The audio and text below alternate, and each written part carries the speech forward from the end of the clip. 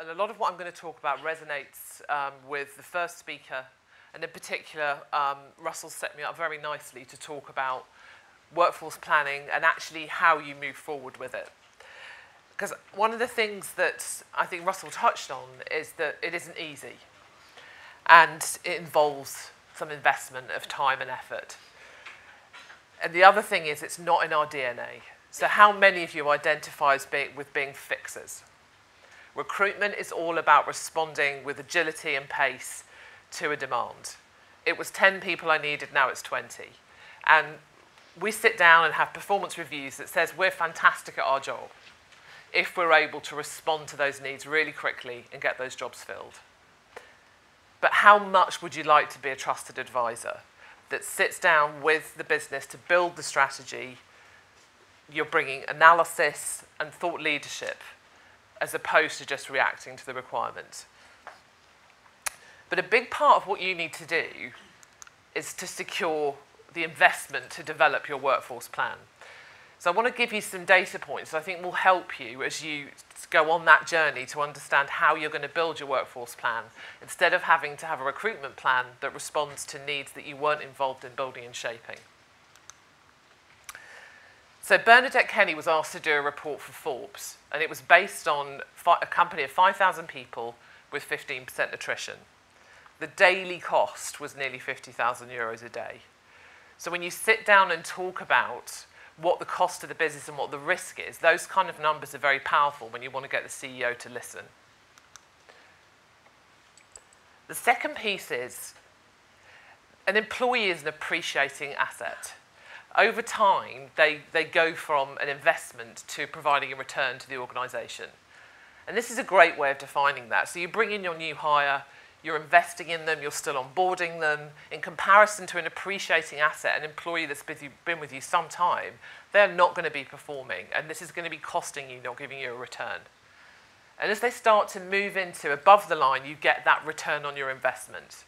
And the key to this is that red line. That is the discretionary effort of an individual based on recognition and engagement. So that's all about leadership and nothing to do with your formalised plan about how you onboard.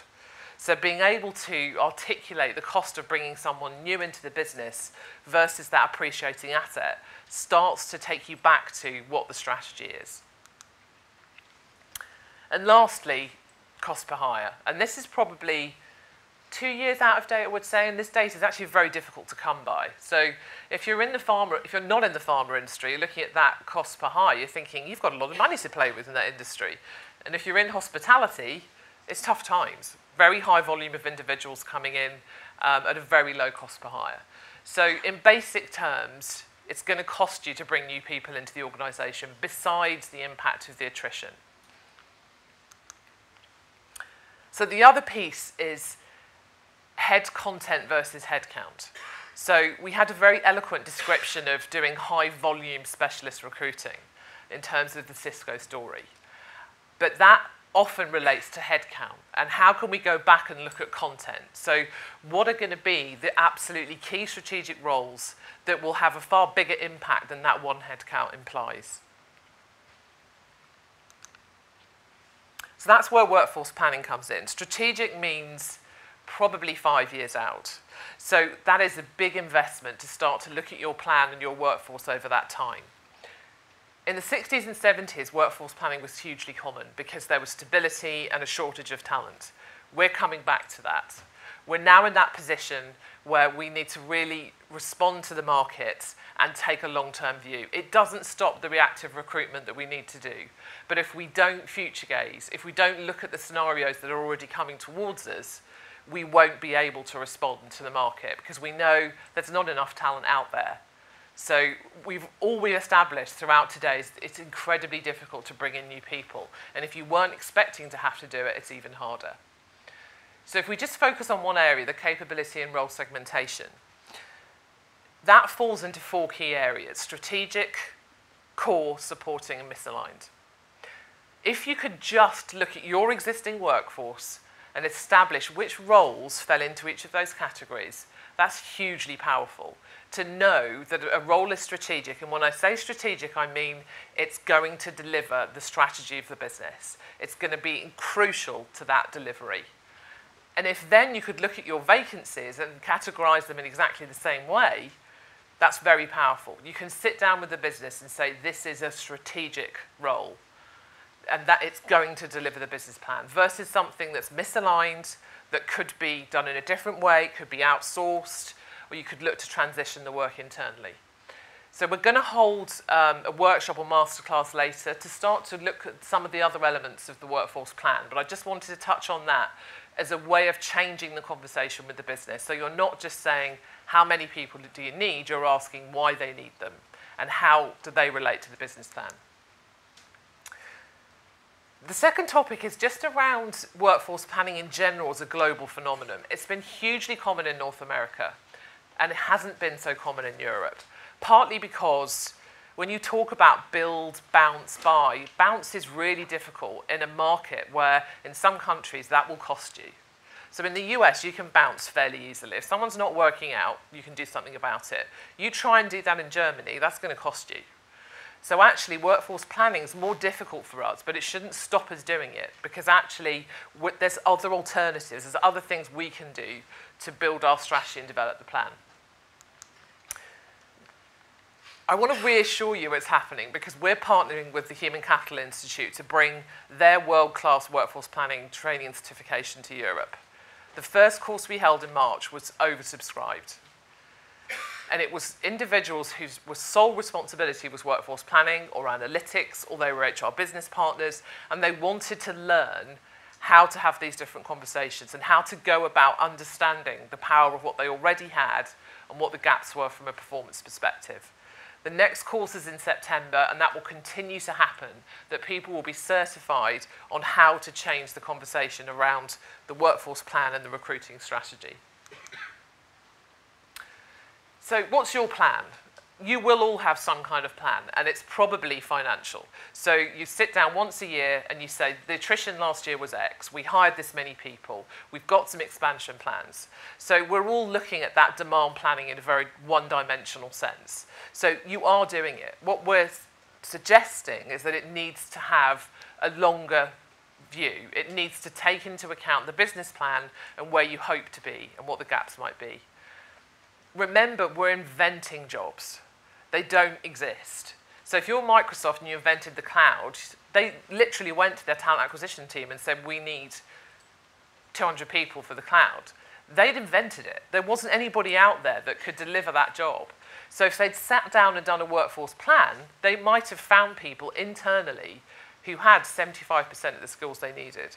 And they redirect learning and development budget to those individuals and backfill their jobs. Workforce planning allows you to look differently at how you grow and develop your business. So the other danger we have is that we do all this work and they still leave. So if we get all this investment, you know, what happens if they still go? And undoubtedly, the challenge is, if you go and sit down with the C-suite and you have this conversation, you've got to be able to show results. But I would argue, what if you don't plan and they stay? So if you don't know what your strategic roles are, if you don't understand how they fit within the business, then things will stand still and slow down. And those employees will be looking for other opportunities elsewhere. And we've heard a lot about that today. If you understand that your role is strategic, that's hugely powerful in terms of your commitment to the organisation. So when you talk about workforce planning, a big part of that's the environmental scan. Being able to advise on what the market can sustain.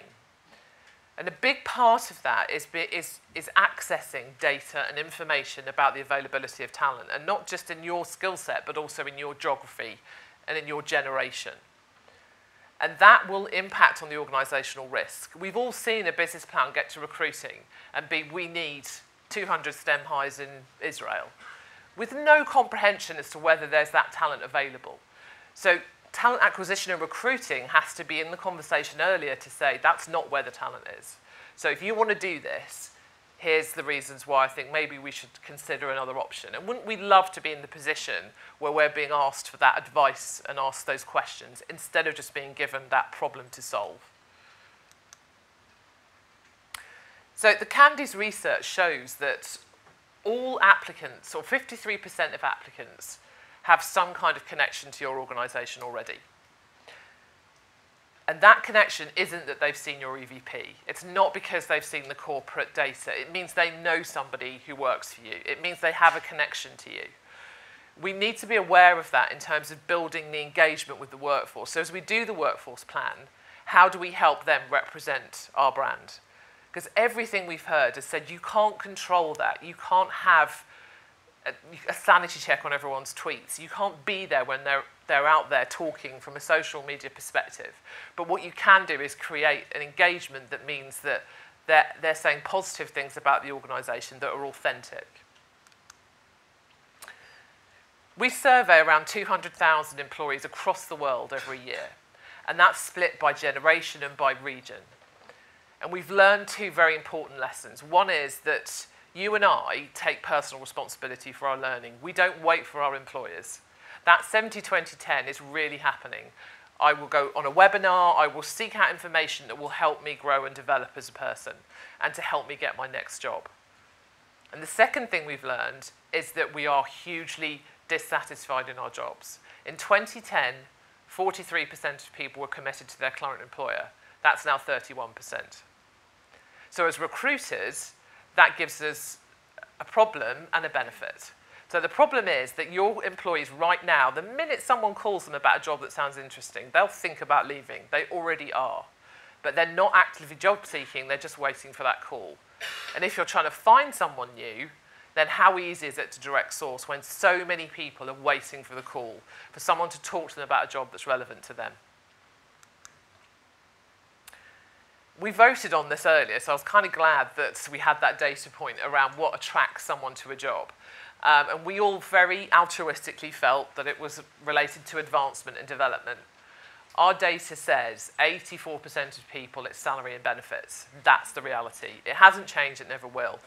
But the other three, so advancement, career development, they are actually around 64%.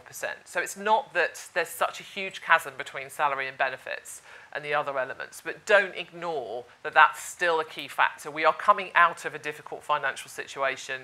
It is important what someone's going to be earning. And if we doubt that, then our proposition's not going to be right to the market.